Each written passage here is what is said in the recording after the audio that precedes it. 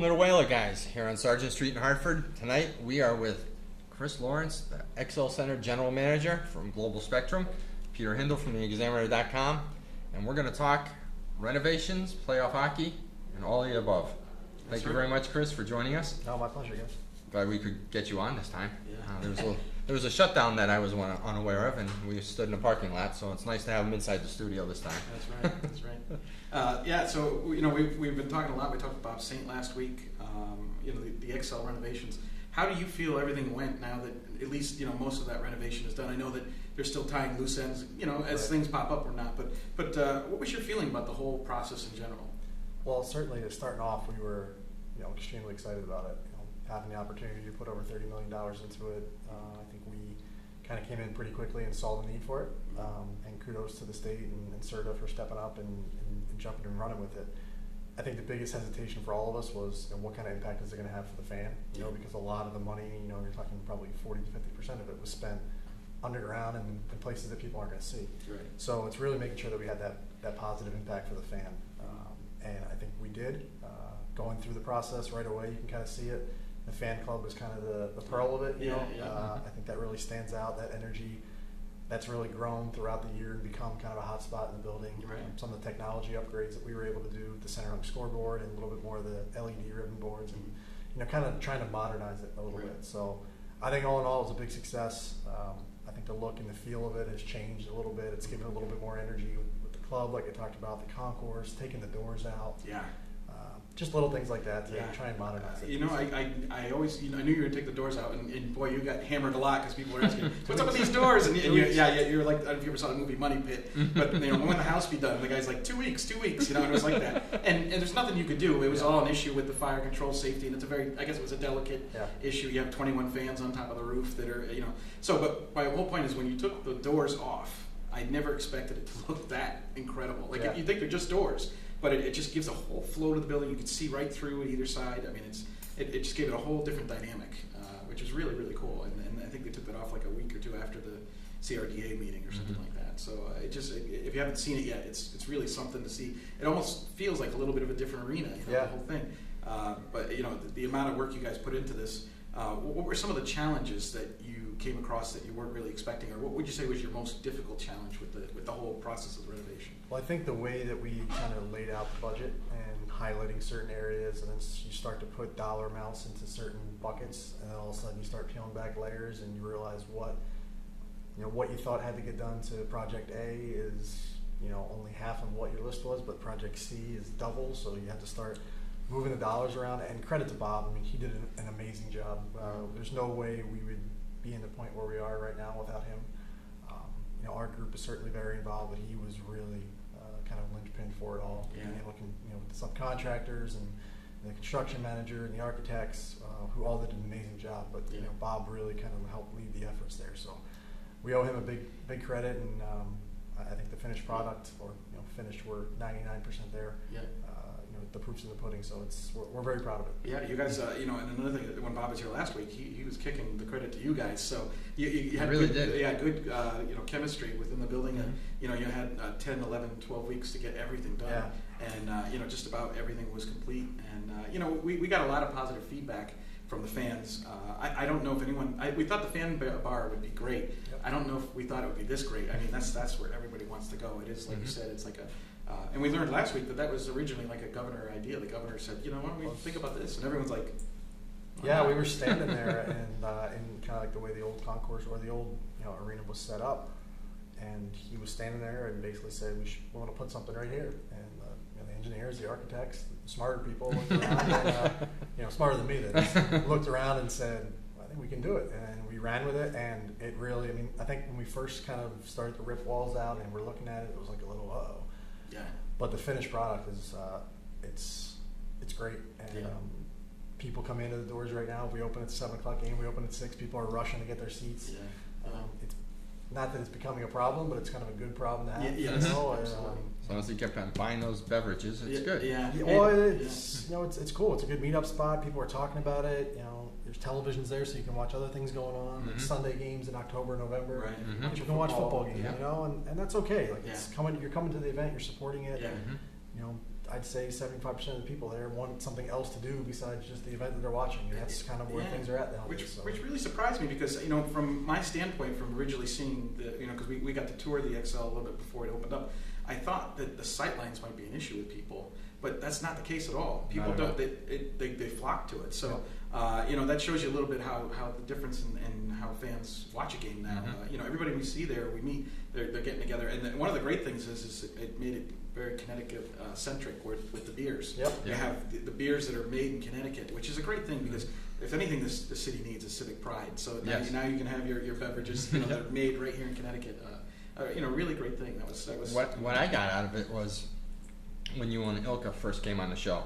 Yeah. When you first got here, you arrived on the scene, and you're okay. This is what we have. Yeah. The most important line you said was, "We want the fan to have a great experience." Yeah. This falls right into what you were promising the people, and this just is another great. I mean, it's a huge thing, especially for the XL Center being as old as it is. That you can walk in there and have a nice place to have some drinks, meet up with people, almost like it's like a town green. Yeah. Without having a town green, this is where people are going to meet up, and everyone knows your name. Hey, how you doing? You're bringing that hockey group back together, or basketball group, whatever event's going on. Everyone's going to that spot, and the fan experience with the remodel only enhanced Global's expectation of the fan experience. Yeah, no, and I think we'll probably touch on it a little bit here when we get into talking about the team, but looking ahead to next year, I can tell you, like right now we're number 2 in the league in terms of renewals and renewal percentage for next season. Nice. So I think that speaks to the experience that people are getting, and that certainly was the focus of ours, the customer experience. That's what it's all about, that change. And I know it's happened a couple times, but we've tried to focus on that customer service aspect, whether it's from the ticket sales and experience. And not everyone's going to have a great one, but if they don't, how can we fix it? So, Exactly. Right. And that's what the thing when we walked through the XL Center on the tour. And then we came back after it was completed. It's just wow! It had that pop to it. It was really nice. Yeah, especially the jumbotron. Yeah, it sticks out, right? Yeah, Wow. it does. It's huge. Very nice piece. Now, what kind of feedback did you get from fans in general about the renovations? Has it mostly been positive? Yeah, for sure, it has been. I mean, I think people are never shy to give their opinion, which is good. It's a good thing. But most of it has been overly positive. I think they're just appreciative. I mean, I can remember walking around before the Knicks Celtics game that we opened up, which was kind of a soft opening. We weren't all the way there, but the concourse, the concession stands, and I mean, employees who had been there for 25, 30 years were walking around giving us hugs. That's nice. That's awesome. And that was pretty cool to see. Oh, sure. And I think now people have gotten in there and they've seen it. It's amazing what a little coat of paint, some new lights can do, but it's made an impact, and it's something to be proud of now. The tournament, the basketball tournament that was there in March, people coming in from out of town, and it was something that walking around, maybe they didn't notice it, but if it had been what it looked like before, it's like, Right. Whereas where it is now, it looks like it should, Right, and right. It feels like an arena. So Right. And with the doors coming off, when I first walked in there, I totally forgot about it, and I walked in, and I was like, wow.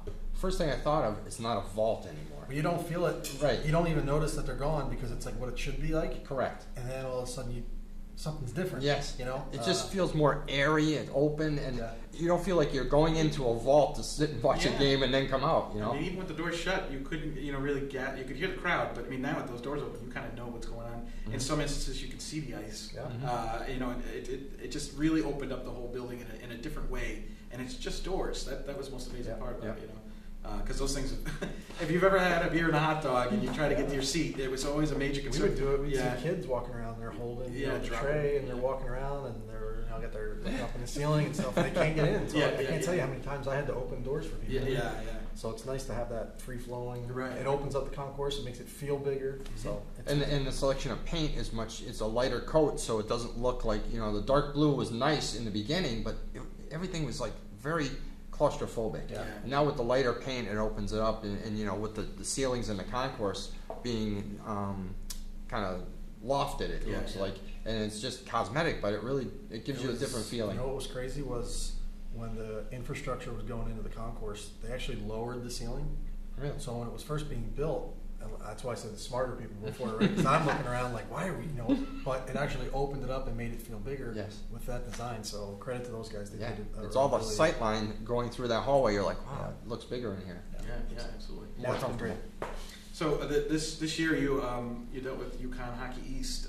What was your impression about that? There was 11 games, 64,000 people. Did you? We kind of underestimated what we thought attendance would be. Did you feel like that was? Were you guys gauging around there? Do you think? Or I don't think we expected it to sustain as long as it did. I think we kind of expected the first game or two to have a pretty big impact. Yeah. And credit to the team, Coach Kavanaugh. They did a great job. They came out and I think they played a style that people bought into. Yes. And that was fun. Grit. Yeah. You know? And so while we were a little bit shocked over the course of the year, I don't think it was a total surprise, but it definitely exceeded our expectations. And I think theirs as well. I think they wouldn't be shy to say that as well. But it's a credit to them because they created it. They created an atmosphere. They bought into it, and it didn't impact the Wolfpack at all. No. From a sales standpoint. I kind of feel like it helped. Yeah, because when UConn ended, people wanted to see. They needed a little bit of a hockey fix, and I think because really since Christmas, the Wolfpack has done well attendance-wise, and that's a credit to you guys for the group sales and people actually more interest in speaking of the Wolfpack, we're looking at a playoff run here. So tomorrow night, well, you won't see this then, but anyway, Friday night the Wolfpack play their final home game of the season, and then they have 2 more games. And then we'll be looking at the playoffs. We don't know exactly who they're going to play first. Right. But that'd be interesting because there hasn't been a playoff team since 2012, 2013, I think. So a couple seasons off. Be interesting to see. And this team is really starting to gel. The Wolfpack, if you've been watching, they've just won 5 straight. 5 in a row. Yeah, which is right at the right time. Too. Yes. So we're looking forward to see that. Especially coming up in the next couple weeks. And if it's anything like the NHL and their playoffs, I watched 2 games until like 2 a.m. You had Vancouver and Calgary going to overtime. Or no, Calgary won it with like 36 seconds left, and then Chicago and Nashville went to overtime, and Chicago won in overtime. Yeah. And then the alarm went off this morning. I was like, I can't stop staying up so late. But it was great hockey. It was just amazing. So hopefully the Wolfpack fans can enjoy playoff hockey and have that same energy with the Wolfpack and everyone coming to the game. Yeah. Another great thing about is the food. The food is such an improvement, and with no disrespect to prior vendors, but you guys took the concession stands, and I think you made a full menu available at every concession, which is great. And I got to recommend the tenderloin sandwich behind the fan bar. Bears? Is that what it's? Bears barbecue. Oh, I didn't know that. Yeah. Oh, how about that? There you that go. can be seen down on Arch Street, where their office is. Did not know that. We're supposed to do a show there. Big fan of the Gargonzola tenderloin sandwich. I gotta say. There you go. I have to try it tomorrow night. I'm an expert in that range. So. Yeah. But that was great. Like you said, we had the beers in there that are from Connecticut, and even the Coliseum Club, where there wasn't a lot of change to the Coliseum Club, but still you have the TVs in there. It's a nice bar. It really is a nice bar up there, and that was kind of like the fan bar before you had the fan bar built. So now you really have 2 places to go if you're you kind of want to watch something else, or you want to sit down and enjoy your beer and still watch the game. But everything's been pretty good, pretty positive. I'm sure you guys have still had your issues behind the scenes, little things here and there that none at all. So everything's fixed. Yeah. What about the players and the athletes? Have you heard anything from them about the new locker rooms, or the UConn mentioned anything about the locker rooms? What was the feedback from the athletes? Yeah, I think they're where they should be now. I think before, if you were to go down there and say, hey, there's a professional hockey team that plays here, and probably the top college basketball program over the last 10 to 15 years, both men and women are playing there, you'd look around and say, what? Yeah. So they were just so substandard that being able to bring those up to where they are now, it's respectable, and I think I think the administrators notice it, and they certainly recognize the change in the ability from a student athlete standpoint. It's where it should be, and that's a good thing. So I think they're appreciative of it because some of them have seen what it was and where it's at now. I know the Wolfpack, in general, and then UConn hockey, we created a whole new room for them. So, working out little nuances within those, but I think it's gone over very well. They're appreciative of it, and it makes them feel like, like professional athletes, right. Which is what they are. So it's been overly positive again. Yeah. We've had Michael Freemuth on the show a couple weeks ago. He said the kind of whole new thing for him to be working on is trying to get UConn on board with the XL Center with a partnership. Does Global play any part in that? Do you guys work with UConn, or is that strictly a CRDA thing to try to get UConn to partner with the XL? No, I think we're all in it together. Yeah. We're here for the long haul, so we're involved. We have a great partnership with UConn. We have a great partnership with CERTA. Obviously, we have a contract with them, and then we work hand in hand with UConn on 4 major sports. We're over at the stadium. We have men's and women's basketball and hockey. Yeah. So we work with them, very closely. So I think we're all there. I think it's just, it's a matter of getting it laid out. And there's been a lot of moving pieces over the last 2 years. With the building changes, with a new management group coming in, with, a new agency. So I think it's just the familiarity aspect of getting people together, and, the conversations are very cordial, productive. So I don't think it's as egregious as maybe some of the, media has made it to be in some of the instances. Like, it's, so we're comfortable, we're confident where it's at, and there's some bigger and hopefully better things moving on into the future as we get through that relationship, the buildings itself. So it should be all good work. And we were talking about, UConn basketball, men's and women's. Then you add in the hockey with the 64,000. I think the total number was like 224,000 people attended UConn games this past year. Yeah. And when you look at that many people in downtown Hartford, it only benefits everybody. They're coming in, they have to park their car, they have to go to a restaurant if they want to go out to eat, or a bar or restaurant, and that's just more business for the downtown district. And we even talked to some of the restaurant people, and they love it. Even down on Front Street, which is you take the dash bus down there or walk or whatever, they've seen an increase. And that was nice. We talked to Ted Montana's and then Nick's across the street, and they saw the increase. So it's nice to have that much energy downtown. And especially with the basketball, that was great when you laid out the whole plan with the restaurants with the teams. It's funny. You know what? I was actually talking with someone from the conference, and I think even at UConn as well, who had a chance to talk to some of the other schools who had been there for the women's tournament 2 or 3 years ago, and now coming back and spending time as opposed to flying in and flying out for a game. What a difference the Front Street area made. So that was music to our ears and Mike's ears, and being able to hear that what a difference and what a change it made for their experience being here for multiple days was the opportunity to jump in and have Front Street there. So I think it's headed in the right direction. And it was great because we talked to David Panagore and Michael about how the color coding of parking lots, as well as the team setups in each of those restaurants, and it was perfect because each person or each team had their spot, and their fans would go there. Yeah. They knew where they were parked because all those parking areas was color coordinated. And I said, the mall's been doing that for years. And he's like, well, sometimes you have to bring back those things and introduce it to the city, and it worked very well. And he heard very little complaint about where's my car parked or where do I have to go. Yeah. Now, we did a post-recap meeting 2 or 3 weeks ago, and it was crickets the first 5 minutes because we said, okay, hey, what's everyone hearing? And it was it's a good thing, right? Is that there wasn't that much negative, if any. Right. And if there was, we would have heard it, trust me. Right. So I think it was a credit to everyone who bought into a plan. We executed it, and there was a lot of players involved. So much credit to everyone involved with it. And then now, with the busway underway, it's only going to enhance travel downtown.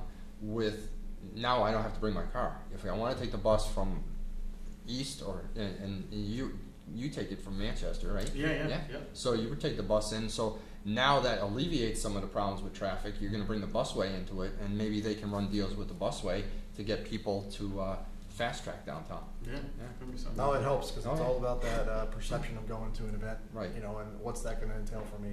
How do I get there? What's going to cost me? All that stuff plays into it. So it's nice to have that for sure. Yeah. So it's nice to have that busway up and running. I'll take a drive one time. Yeah.